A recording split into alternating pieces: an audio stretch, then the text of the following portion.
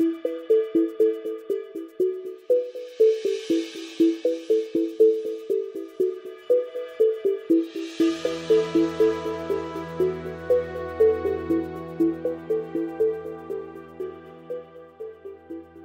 think one of the main struggles of the fair wages is presenting to the bargaining tables what are the fair wages, or the reason the union believes what fair wages are, and proving what the fair wages are, i.e. The cost of living.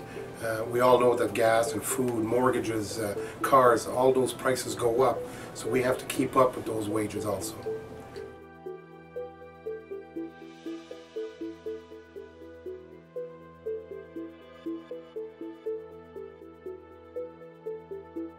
Benefits is a high cost to the employer, but the young employees that we have with young families, it's very important for them to have benefits to cover their kids and their spouses.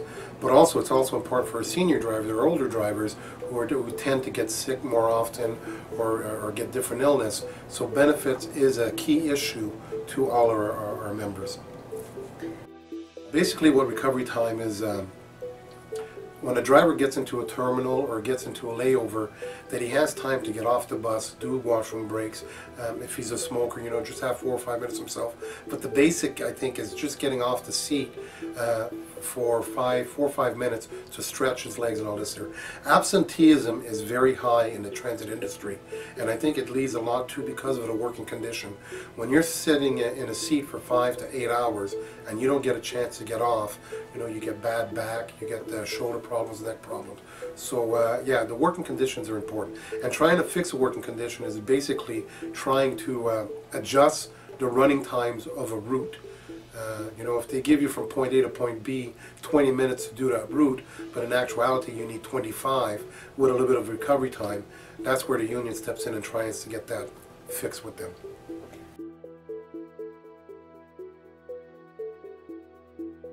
February 10th, one of our bus drivers was assaulted over not necessarily a fare dispute. A passenger came on the bus, didn't put the proper fare in, and all the driver did was inform him of what the fare was, and his passenger just flipped on him, up to the point where the driver wasn't comfortable with him anymore and asked for a supervisor to remove him. So this supervisor did remove him from the bus, but unbeknownst to him, the driver left the terminal figuring out everything was taken care of.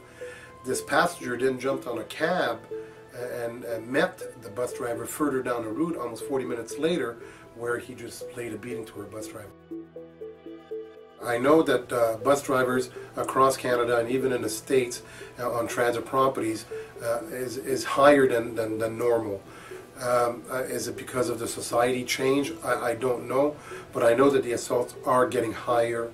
The ATU, along with the Canadian Council that represents Canadian ATUs, and along with the International, have been lobbying the government to try to pass bills that makes it to get more severe penalties for people assaulting bus drivers. So I think the government has to step in and do something about this.